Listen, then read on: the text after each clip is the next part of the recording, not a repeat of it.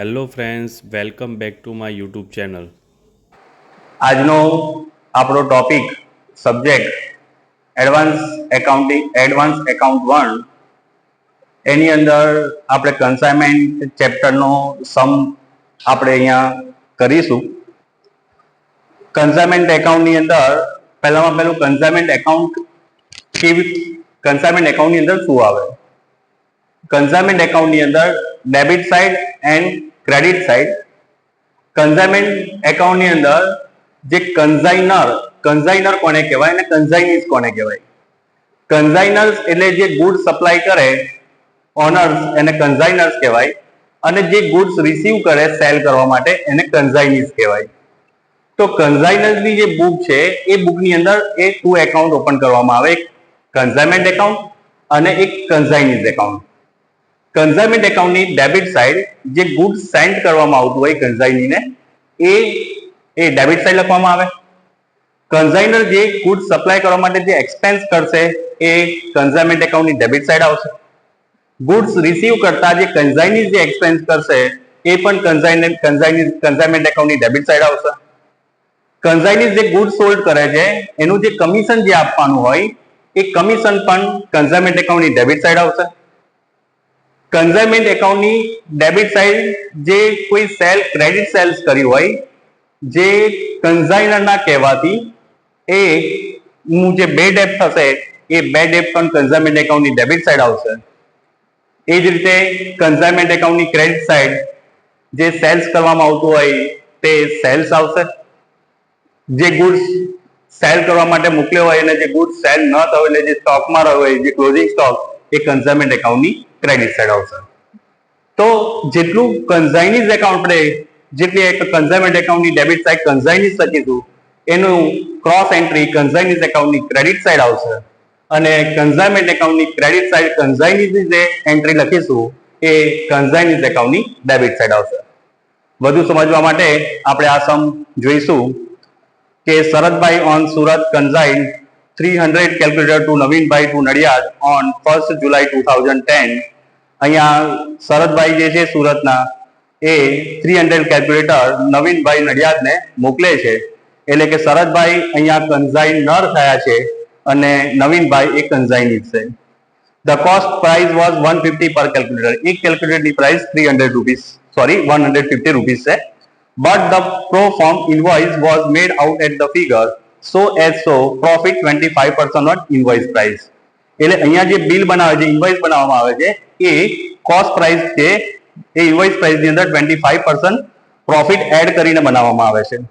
તો અહીંયા પહેલામાં પહેલું કે જ્યારે ઇન્વોઇસ પ્રાઇસ ફાઇન્ડ કરવી પડે તો અહીંયા એવું કહે છે કે on invoice price profit 25% on invoice price. તો આપણે પહેલા પેલું ઇન્વોઇસ પ્રાઇસ ફાઇન્ડ કરીશું. તો કે suppose invoice price is equal to 100 એની અંદર પ્રોફિટ ઇન્વોઇસ પ્રાઇસ પર હોય તો પ્રોફિટ માઇનસ કરવાનું 25 રૂપીસ. 75 રૂપીસ એની કોસ્ટ પ્રાઇસ આવશે. તો 75 કોસ્ટ પ્રાઇસ હોય ત્યારે 100 રૂપીસ ઇન્વોઇસ પ્રાઇસ હોય તો અહીંયા આગળ કેલ્ક્યુલેટરની કોસ્ટ પ્રાઇસ આપણને 150 રૂપીસ આવી છે. તો 150 એ હાઉ મચ? તો 150 મલ્ટીપ્લાય બાય 100 ડિવાઇડ બાય 75 એટલે 200 એનું ઇન્વોઇસ પ્રાઇસ આવશે. તો અહીંયા જે કેલ્ક્યુલેટરની જે ઇન્વોઇસ બનાવવામાં આવશે એ 200 રૂપીસ પર કેલ્ક્યુલેટર લેવામાં આવશે, અને એનો જે ડિફરન્સ છે પ્રોફિટ એ 200 ઇન્વોઇસ પ્રાઇસ અને 150 કોસ્ટ પ્રાઇસ, એટલે 200 માંથી 150 આપણે માઇનસ કરીશું તો જે 50 રૂપીસ છે એ એનો ડિફરન્સ આવશે. તો આપણે એની એન્ટ્રી કરીશું ગુડ્સ. તો goods sent on consignment account invoice price 300 calculator અને ઇન્વોઇસ પ્રાઇસ 200 એટલે 16,000 નો આપણે ગુડ્સ સપ્લાય કરીશું. ડિફરન્સ બેની વચ્ચે જે ઇન્વોઇસ પ્રાઇસ અને કોસ્ટ પ્રાઇસ નો ડિફરન્સ 50 રૂપીસ છે. તો ગુડ્સ સેન્ટ જે આપણે ડેબિટ સાઇડ લખ્યો તેનો ડિફરન્સ ક્રેડિટ સાઇડ લખીશું. તો goods sent on consignment account difference 300 multiply by 50 એટલે 15,000 રૂપીસ આવશે. ત્યાર પછી આગળ જોઈશું આપણે. On the same day, Sarajbhai acquired the following expense. Sarajbhai એટલે કોણ? કન્સાઇનર એક્સપેન્સ કરે તો પોતાના જ બુકની અંદર પોતાનું નેમ ન આવે એટલે આપણે કેશ એકાઉન્ટ લખીશું એક્સપેન્સ. કેરેજ, ફીડ અને ઇન્સ્યોરન્સ પ્રીમિયમ 100, 200, 600 એમ 900 રૂપીસ એ એક્સપેન્સ પે કરે છે. હવે આ કન્સાઇનર કરે છે એટલે કન્સાઇનીઝની એકાઉન્ટની અંદર એની એન્ટ્રી થશે નહીં. ત્યાર પછી આપણે આગળ જોઈશું. કે on the same day Navinbhai sent to bank draft 30,000. જે આ ગુડ્સ આપણે જે સપ્લાય કરીએ છીએ એના અગેન ની અંદર આપણને બેંક ઓવરડ્રાફ્ટ આપણને કન્સાઇનીઝ આપે છે, એટલે કે 30,000 કન્સાઇનીઝ એકાઉન્ટની ક્રેડિટ સાઇડ લખીશું 30,000 રૂપીઝ. ત્યાર પછી 31st December 2010 Navinbhai consignees sent account sale and bank draft for the amount payable. એટલે હવે નવીનભાઈ અહીંયા 31st December 2010 ના રોજ એક સેલ્સ બુક મોકલે છે કે ભાઈ એને સેલ્સ કેવી રીતે કર્યું, એક્સપેન્સ શું કર્યું. તો according to the account the cell 150 calculator sold the 220. એટલે કે કન્સાઇનીઝ સોલ્ડ કરે છે, એટલે કન્સાઇનમેન્ટ એકાઉન્ટની ક્રેડિટ સાઇડ બાય કન્સાઇનીઝ એકાઉન્ટ લખીશું. એમાં આવશે પહેલામાં પેલું કહે છે કે 150 કેલ્ક્યુલેટર 220, તો કેશ સેલ્સ 150 કેલ્ક્યુલેટર 220 એની પ્રાઇસ એટલે 33,000 રૂપીઝ માં એ સોલ્ડ કરશે. And 80 calculator were sold 250 to Gokul on credit. ગોકુલને ક્રેડિટ સેલ્સ કરે છે, એની પોતાની જાતે સેલ્સ કરે છે. 80 મલ્ટીપ્લાય બાય 240 એટલે 19,200 નું એક ક્રેડિટ સેલ્સ કરે છે. And 40 calculator were sold 230 is Arvind recommendation. એટલે કે અરવિંદને એ કન્સાઇનરના કહેવાથી 40 કેલ્ક્યુલેટર 230 ની પ્રાઇસ પર સેલ કરે છે. એની પર એમાઉન્ટ આવશે 9,200. એમ કરીને 33,000 19 પ્લસ 19,200 9,200 એટલે 61,400 નું એ સોલ્ડ કરે છે. જે કન્સાઇનમેન્ટ એકાઉન્ટની ક્રેડિટ સાઇડ આવે છે, એટલે કન્સાઇનીઝ આ ટ્રાન્ઝેક્શન કરે છે, એટલે કન્સાઇનીઝ એકાઉન્ટની debit side to consignment account sales આ જે 3 છે એ ડેબિટ સાઇડ આવશે. Total 61,400 rupees. ત્યાર પછી આગળ જોઈએ તો કે Navinbhai consignees he paid the following expense. અહીંયા નવીનભાઈ છે એ એક્સપેન્સ પે કરે છે, એટલે નવીનભાઈ એટલે કન્સાઇનીઝ, એના એક્સપેન્સ એટલે એનું નેમ લખીશું કન્સાઇનીઝ અથવા Navinbhai account expense octroi carriage and selling expense. અહીંયા 450 150 અને 401 ટોટલ 1,001 રૂપીઝ. એટલે કન્સાઇનમેન્ટ એકાઉન્ટની ડેબિટ સાઇડ લખ્યું. કન્સાઇનીઝ ટ્રાન્ઝેક્શન કરે છે એટલે આપણે કન્સાઇનીઝ એકાઉન્ટમાં લખવું પડે. અહીં ડેબિટ છે તો કન્સાઇનીઝ એકાઉન્ટની ક્રેડિટ સાઇડ આપણે લખીશું એનું total expense 1,001 rupees. 1,001 rupees by consignment account expense 1,001 rupees. ત્યાર પછી આગળ આપણે જોઈશું કે Gokul and Arvind became the bankrupt 60% pool recovered from them. એટલે અહીંયા ગોકુલ અને અરવિંદ એટલે જ્યાં ગોકુલ અને અરવિંદને જે ગુડ સોલ્ડ કરેલું ક્રેડિટ એમાંથી બંને બેંકક્રાફ્ટ થાય છે, એટલે કે એ ઇન્સોલ્વ થાય છે. એટલે એમની પાસેથી 60% રૂપીઝ આપણને મળે છે, 40% રૂપીઝ મળતા નથી. અહીંયા આપણે સેલ જોઈએ તો ગોકુલે પોતાની જાતે સેલ કર્યું છે, એટલે જો એ પૈસા નહીં આપે એટલે મતલબ કે અહીંયા કન્સાઇનીએ ગોકુલને પોતાની જાતે સેલ કર્યું છે ક્રેડિટ, એ પૈસા નહીં આપે, જો એની જે બે ડેટ થશે એ કન્સાઇની પોતે એનું લેશે. એટલે એ અહીંયા એની અમાઉન્ટની આપણે એન્ટ્રી નહીં કરીએ, પણ અરવિંદને કન્સાઇનરના કહેવાથી સેલ કર્યું છે, એટલે એ જે રૂપીઝ નહીં આપે એના આપણે બે ડેટ તરીકે કન્સાઇનમેન્ટ એકાઉન્ટની ડેબિટ સાઇડ લખીશું. કન્સાઇનીઝ એકાઉન્ટ બે ડેટ 40% ઓફ રૂપીઝ 9,200 એટલે 3,680 આવશે. અહીંયા ડેબિટ સાઇડ છે તો એની કન્સાઇનીઝની ક્રેડિટ સાઇડ લખીશું કન્સાઇનમેન્ટ એકાઉન્ટ બે ડેટ 3,680. Navinbhai consignees enter the receive commission 5% on sales. એટલે અહીંયા નોર્મલ કમિશન 5% આપવાનું છે અને 2% ડેલિકેટ કમિશન. ડેલિકેટ કમિશન કોની પર મળે તો જેની પોતાને ક્રેડિટ સેલ્સ કરી હોય, બરાબર, એ પોતે રિસ્ક લઈને સેલ કરે છે એટલે એને એડિશનલ કમિશન આપવામાં આવે, એને ડેલિકેટ કમિશન કહેવાય. તો નોર્મલ કમિશન 61,400 રૂપીઝના 5% મળશે. 5% on 61,400 એટલે 3,070 રૂપીઝ. એન્ડ જે ડેલિકેટ કમિશન છે એ 19,200 રૂપીઝ પર મળશે. 2% 90,200 એમ કરીને ટોટલ 3,454 જે અહીંયા ડેબિટ સાઇડ છે, જે કન્સાઇનીઝ એકાઉન્ટની ક્રેડિટ સાઇડ કમિશન આવશે.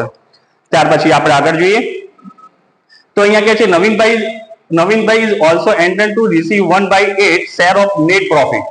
હવે અહીંયા એક્સ્ટ્રા એમને નેટ પ્રોફિટ ની અંદર શેરિંગ કરવાનું છે 1/8. તો એ ક્યારે આપણે શોધી શકીએ કે જ્યારે કન્સાઇનમેન્ટ એકાઉન્ટ ક્લોઝ કરીએ એટલે જે પ્રોફિટ મળે એમાંથી આપવાનું. તે પહેલા અહીંયા ગુડ્સ જે સપ્લાય કર્યો હોય એમાંથી કેટલો સોલ્ડ થયો અને ન સોલ્ડ થયેલો એને ક્લોઝિંગ સ્ટોક કહેવાય. તો અહીંયા 300 કેલ્ક્યુલેટર આપણે સોલ્ડ કરવા માટે મૂકીએ છીએ. એની અંદરથી 150, 80 અને 40 સોલ્ડ કરી દેવામાં આવે છે. 30 કેલ્ક્યુલેટર સોલ્ડ થતા નથી એટલે 300 માંથી 150, 80 અને 40 આપણે લેસ કરીશું તો 30 કેલ્ક્યુલેટર સોલ્ડ થતા નથી જે આપણે ક્લોઝિંગ સ્ટોકમાં લઈશું. તો 30 કેલ્ક્યુલેટર, એની પ્રાઇસ ઇનવોઇસ પ્રાઇસ 200 એટલે 6000 રૂપીસ આવશે. હવે જે એક્સપેન્સ, જે કન્સાઇનર એક્સપેન્સ કરે છે, જે કન્સાઇનર એક્સપેન્સ કરે છે 900 રૂપીસ, એ કેટલા કેલ્ક્યુલેટર પર કરે છે તો કે 300 કેલ્ક્યુલેટર પર. તો 300 કેલ્ક્યુલેટર પર 900 એક્સપેન્સ કરે છે તો 30 કેલ્ક્યુલેટર પર હાઉ મચ એટલે 90 રૂપીસ અહીંયા આવશે. એ જ રીતે કન્સાઇનીઝ એક્સપેન્સ કરે છે તો એ 300 કેલ્ક્યુલેટર પર કરે છે. અહીંયા આપણે 30 કેલ્ક્યુલેટર સોલ્વ થતા નથી એટલે એનો પણ એક્સપેન્સ અહીંયા લઈશું. તો અહીંયા આગળ જે સેલિંગ એક્સપેન્સ છે એ કન્સાઇનીઝ નો આપણે અહીંયા લઈશું નહીં એટલે 450 પ્લસ 150 એટલે 600 રૂપીસ લઈશું. તો 600 મલ્ટીપ્લાય બાય 30 ડિવાઇડ બાય 300 એટલે 60 એટલે 61,050 રૂપીસ એનો ક્લોઝિંગ સ્ટોક આવશે. હવે અહીંયા ક્લોઝિંગ સ્ટોક નો આપણે ડિફરન્સ લખવો પડશે. 30 કેલ્ક્યુલેટર છે, 50 રૂપીસ એનો શું છે ભાઈ ડિફરન્સ છે. તો એ ડિફરન્સ કન્સાઇનીઝ સ્ટોક ડિફરન્સ તો 30 મલ્ટીપ્લાય બાય 50 એટલે 1500 રૂપીસ આવશે. ત્યાર પછી હવે આપણે એને 1/8 શેરિંગ પ્રોફિટ આપવાનું. તો એના માટે આપણે શું કરવું પડે, કન્સાઇનમેન્ટ એકાઉન્ટ ક્લોઝ કરીશું. કન્સાઇનમેન્ટ એકાઉન્ટ ક્લોઝ કરીશું તો 82,550 રૂપીસ આવશે. એમાંથી 60,000, 900, 1,001, 3,454, 3,600 અને 1,500 એમાઉન્ટ આપણે માઇનસ કરીશું તો આપણી પાસે 12,015 રૂપીસ આવશે. 12,015 રૂપીસ ડિફરન્સ આવશે. આ ડિફરન્સ ની અંદર એને પ્રોફિટ શેર કરવાનું છે. તો સપોઝ કે share of profit is 1 rupees, એની અંદર એનો પ્રોફિટ ઇન્ક્લુડ છે એટલે 1/8 આપણે ઇન્ક્લુડ કરીશું તો 1 + 1/8 8 × 1 = 8, 8 + 1 9/8. તો 9/8 ટોટલ પ્રોફિટ હોય ત્યારે એને શેર 1/8 કરવાનું. તો 12,050 ને હાઉ મચ તો 8 શું થશે કટ. તો 12,050 divide multiply by 9 12,015 multiply by 1/8 multiply 8/9 તો અહીંયા 9 વડે ડિવિઝન થશે એટલે કે ડિવાઇડ બાય 9 તો 1,335 રૂપીસ એનું કન્સાઇનીઝ ને આપણે નેટ પ્રોફિટ શેર કરીશું. અને આ જે નેટ પ્રોફિટ છે એ અહીંયા ડેબિટ છે તો કન્સાઇનીઝ એકાઉન્ટની ક્રેડિટ સાઈડ આવશે. તો આ રીતે એનું ટોટલમાંથી પછી આ એમાઉન્ટ માઇનસ કરીશું તો જે આવશે પ્રોફિટ એન્ડ લોસ 10,680. એ જ રીતે આપણે કન્સાઇનીઝ એકાઉન્ટનું ક્લોઝ કરીશું તો 61,400 માંથી 30,000, 1,001, 3,450, 360, 1,335 માઇનસ કરીશું. જે કન્સાઇનીઝ જોડે આપણે 21,930 રૂપીસ દેવાના જે આપણને એ બેંક ડ્રાફ્ટ તરીકે આપણને મોકલશે અને આપણે રિસીવ કરીશું. તો આ રીતે ઓન ઇનવોઇસ પ્રાઇસ નો સમ કર્યો. એ જ રીતે આપણે સેકન્ડ એક્ઝામ્પલ નેક્સ્ટ વિડીયોની અંદર ઓન કોસ્ટ પ્રાઇસ વાળો આપણે કરીશું. Thank you.